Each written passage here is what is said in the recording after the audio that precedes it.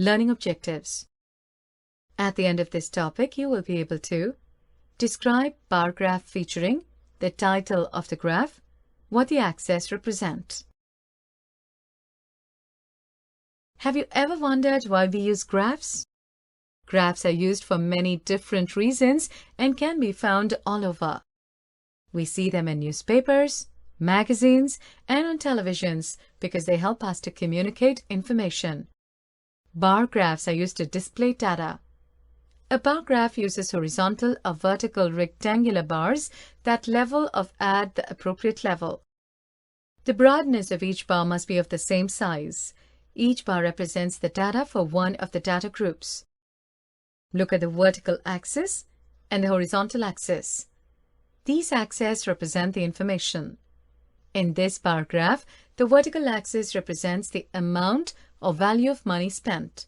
The horizontal axis represents the names.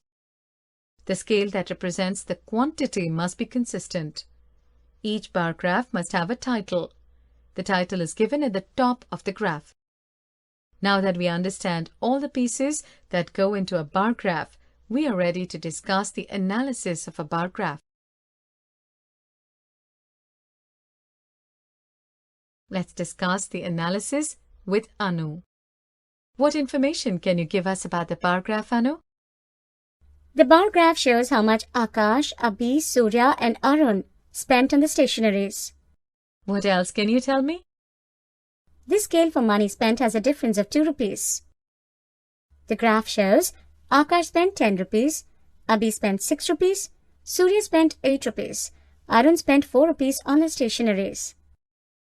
Looking at the bars, we know that Akash spent the most amount of money and Arun spent the least amount of money on stationaries.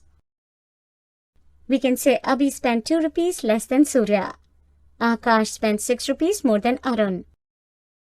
We can even total up all the money spent on stationaries. We can create questions too in the graph. Very good, Anu. Now let us have a look at the horizontal bar graph. This is a horizontal bar graph. The bars are placed horizontally. The vertical axis represents the number of books. The horizontal axis represents the number of pupils. The graph must have a title too. Like the vertical bar graph, each bar must only represent one information. The broadness of each bar must be of the same size and the length or height according to the quantities. The scale that represents the quantity must be consistent too. Like the vertical bar graph, you can extract information, create stories, or make questions from the graph too.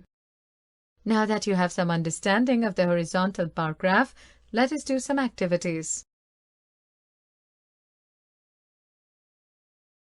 Congratulations! You have learned the following. When reading a bar graph, there are several things we must pay attention to, which are the graph title, 2 axes, axis labels and scale, and the bars.